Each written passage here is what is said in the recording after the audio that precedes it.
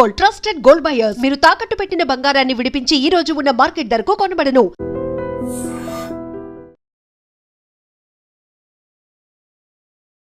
Sir మీరు first posting వచ్చేసరికి already మీకు రికార్డ్ దగ్గర నుండి కానిస్టేబుల్ అంటే పిల్లర్ ఆఫ్ పోలీస్. అవును సార్. ఆ బేస్ అంతా మీరు నేర్చుకున్నారు. సార్ కానీ ఎస్ఐ అయిన తర్వాత మరొకసారి మీకు ట్రైనింగ్ ఉంటుంది, మళ్ళీ కానిస్టేబుల్ నుండి అన్నీ ఉంటాయి. నేర్చుకున్నారా? నాకు ఆల్రెడీ వచ్చు అని చెప్పి మీరు డుమ్మా కొట్టారు? అలా ఉండదు సార్. అంటే దీంట్లో చాలా డెప్త్గా మనం నేర్చుకోవాల్సి ఉంటుంది సార్. కానిస్టేబుల్ స్థాయిలో ఎంత నేర్పిస్తారో అంతే ఉంటుంది బేసిక్ ట్రైనింగ్లో. ఎస్ఐ విషయానికి వస్తే ఇంకొద్దిగా డెప్త్గా ఉంటుంది.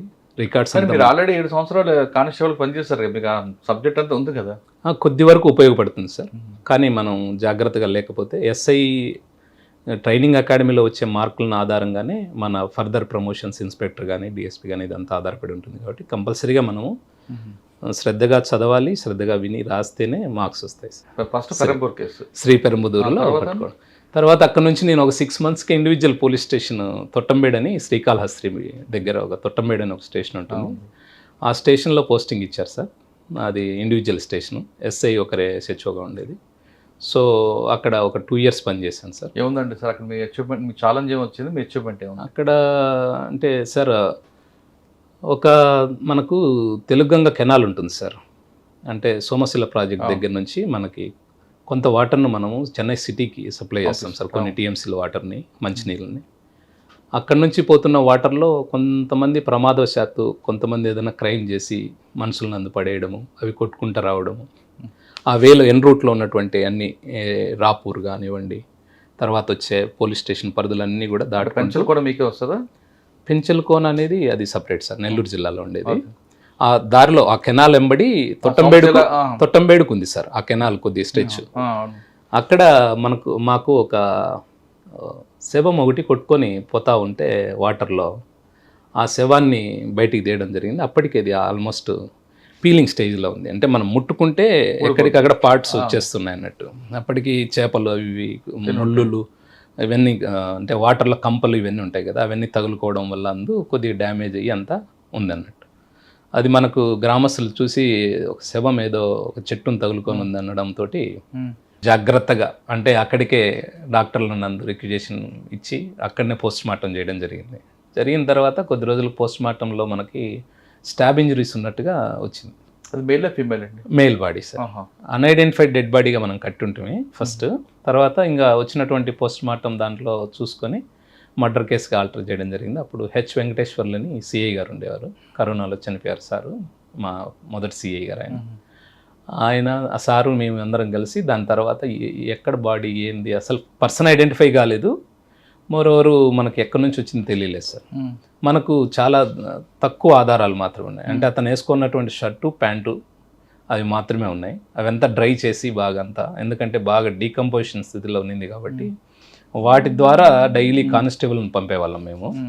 కానిస్టేబుళ్ళు ఆ ఎన్ రూట్లో తెలుగంగ కాలు వెంబడి వెళ్తూ గ్రామాలలో జనాలకు ఒక యూనిఫామ్ క్లాత్ లాగా ఉంటుంది, దాన్ని చూపిస్తూ ఏదైనా క్లూస్ ఉంటే క్లూస్ తీసుకొని రావడము, ఏదన్నా మనం ఆ విధంగా మూవ్ చేస్తూ ఉన్నాం సార్. ఒక ఫైన్ డే మేము రాపూర్కి రీచ్ అయింది మా టీము. రాపూర్కి పోయిన తర్వాత సార్ ఎం అనే సింబల్ ఉంది సార్ షర్ట్కి. ఎం అనే సింబల్ తోటి ఉండే 2 టైలర్లు ఉన్నారు సార్ ఇక్కడ. ఎం అని సింబల్ వేసేవాళ్ళు. ఒకరు మూన్ టైలరు, ఇంకొకరు మురళీకృష్ణ టైలర్ అని చెప్పారు. సో వాళ్ళిద్దరి దగ్గరికి ఫోన్లోనే టచ్లో ఉండి వీళ్ళ దగ్గరికి పోమంటే మూన్ టైలర్ మాది కాదని చెప్పాడు.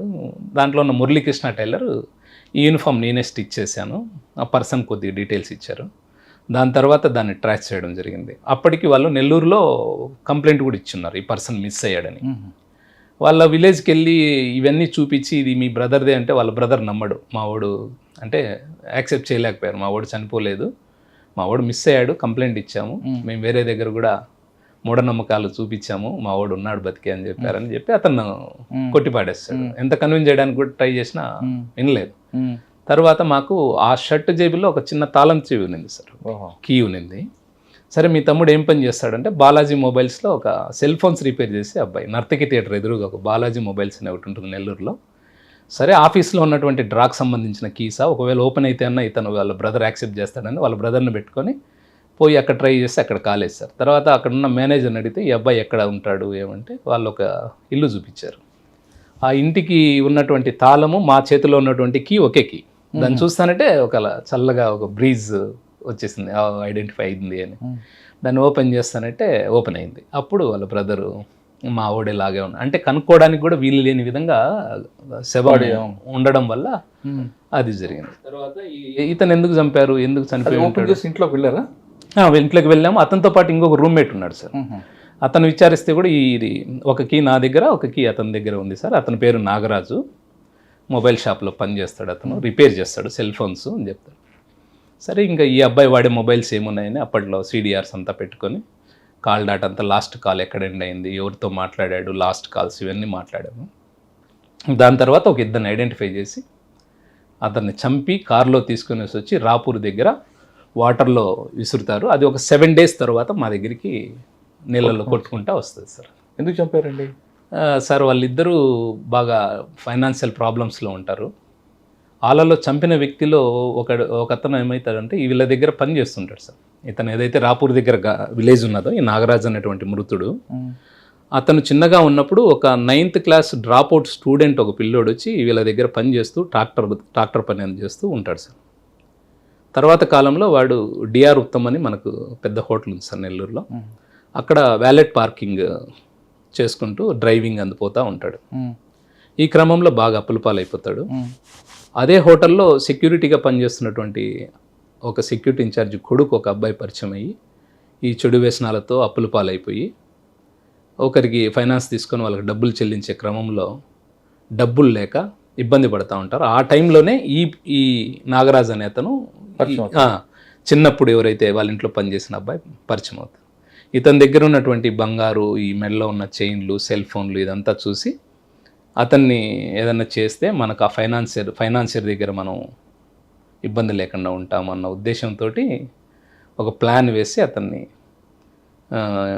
తీసుకెళ్ళి రూమ్లో మందు తాపిన తర్వాత అనుకున్నట్టుగా చంపేసి దాన్ని అంతా కూడా నీట్గా తీసి కారులో పెట్టి, ఆ కారును కూడా ఎయిర్పోర్ట్కి బాడీకి పోతున్నామని ఒక కొబ్బరి బొండాల షాప్ ఒకతను అతని దగ్గర కారును తీసుకొని పాపం ఆ కారులో దాన్ని వేసుకొని వర్షం పడుతూ ఉంటుంది, వస్తారు రాపూర్ సైడ్ ఫారెస్ట్లో పడేయాలన్న ఉద్దేశంతో.